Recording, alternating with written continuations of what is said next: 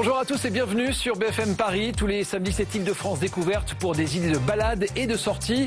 Aujourd'hui, du beau temps, mais demain, c'est pluvieux. Il faudra donc composer pour les sorties du week-end. Nous irons dans les Yvelines à la découverte de la foire de Chatou. Elle fête cette année sa 100e édition. Pour les sportifs, demain dimanche, une course connectée, la course enfants contre le cancer.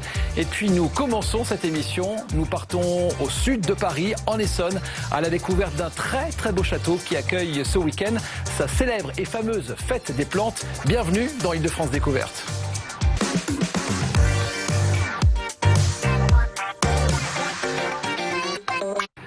Allez, pour débuter cette Île-de-France découverte, nous prenons la direction du sud de l'Île-de-France, à 30 km au sud de Paris, direction l'Essonne, à la découverte d'un très bel ensemble architectural du XVIIe siècle, le château de Saint-Jean-de-Beauregard, qui organise ce week-end sa célèbre fête des plantes d'automne très réputée.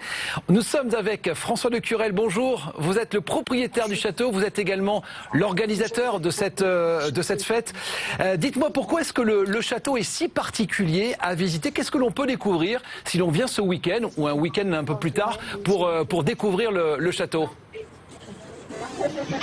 La fête des plantes existe depuis 36 ans. En fait, l'idée, c'était que les amateurs de jardin, soit hyper pointus, soit amateurs, découvrants, puissent acheter directement aux producteurs. Donc, en fait, vous avez 200 exposants, principalement des producteurs de plantes. Il n'y a aucun revendeur, il n'y a que des producteurs, et qui apportent les choses les plus extraordinaires que vous pouvez trouver en Europe en termes de plantes, et qui vous donnent directement les explications pour la plantation.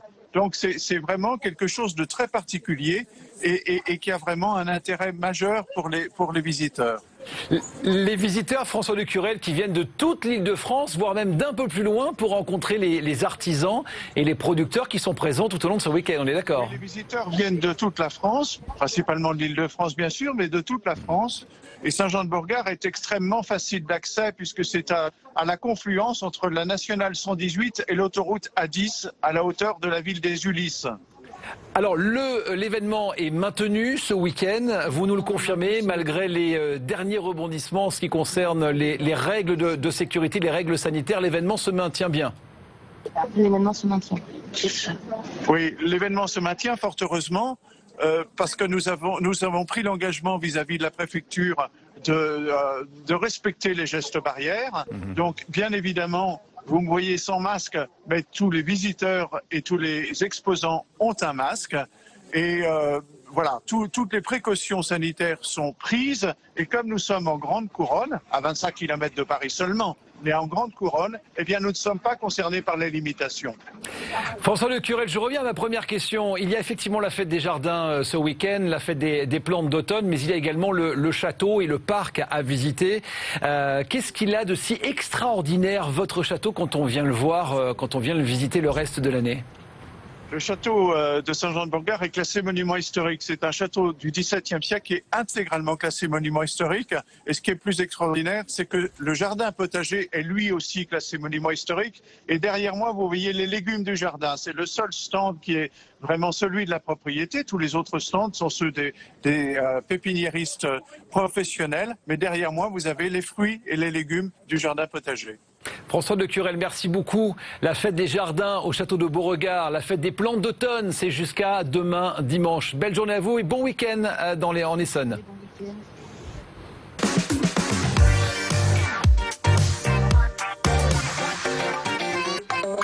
Allez, ce dimanche, pour les sportifs, c'est la course enfants contre le cancer, enfants sans cancer. C'est une des plus grandes courses caritatives de France qui permet de récolter des dons qui seront affectés à des programmes de recherche pour vaincre le cancer des enfants.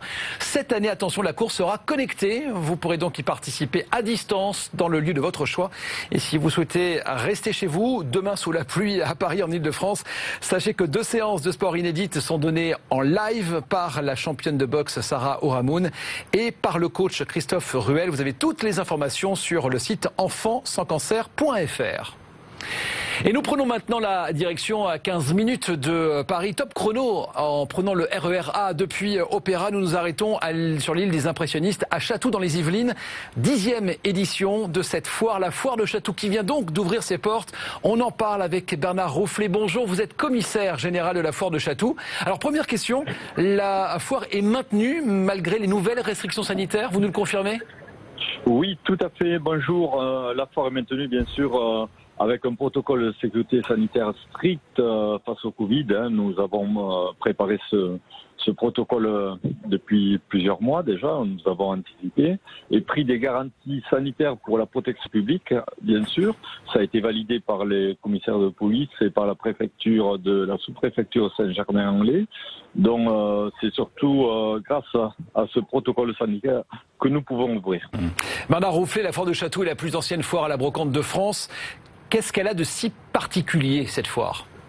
Alors c'est une foire magique parce que c'est une foire de passionnés déjà, la clientèle est passionnée, les commerçants qui sont présents sont aussi des passionnés et nous avons des modules, voilà, les centres sont composés de divers modules, on passe d'un module à un autre, d'une ambiance à une autre, d'un style de mobilier à une autre époque, voilà. Vous passez du 19e au 18e, au 20e, au vintage. Il y a de tout sur la foire de Chatou. Au niveau des tarifs, des choses, des objets ou des meubles qui sont mis à la vente, c'est pareil pour les tarifs. Et je peux vous dire qu'il y a aussi des pièces qu'on ne voit que dans des musées. Et là, la magie, c'est qu'on peut les acheter, les avoir chez soi. Avec plus de 700 exposants cette année encore, est-ce que réellement on fait des bonnes affaires à la foire de Chatou ? Ah mais bien sûr, tout à fait. Vous savez, les exposants reviennent si la foire marche. Et si elle marche, c'est qu'il y a de la clientèle. Nous avons beaucoup de clients. Toutes les foires ont été annulées. Nous, on est là présents. Et croyez-moi que la clientèle est là aujourd'hui, présente aussi également à l'ouverture. Voilà, la foire de Chatou qui a donc ouvert ses portes inauguration, c'est ce samedi, c'est jusqu'au week-end prochain. Merci beaucoup Bernard Roufflet, commissaire donc général de la foire de Chatou. C'est dans les Yvelines, à 10 minutes de la porte Maillot en voiture, le RER A pour y aller. La station Rueil-Malmaison avec des navettes gratuites dès que vous sortez de la gare. La foire de Chatou vient de débuter et c'est jusqu'au week-end prochain. Avant de se quitter, on se projette sur un événement le week-end prochain, dans une semaine, l'événement La Nuit Blanche à Paris. Comme tous les premiers week-ends d'octobre, les artistes vont investir les quatre coins de la capitale et proposer des expos, des concerts, des performances. Le programme est déjà disponible sur le site officiel des Nuits Blanches à Paris. On en reparlera bien évidemment sur BFM Paris. Voilà, d'ici là, bon week-end, belle balade et bonne sortie en Ile-de-France.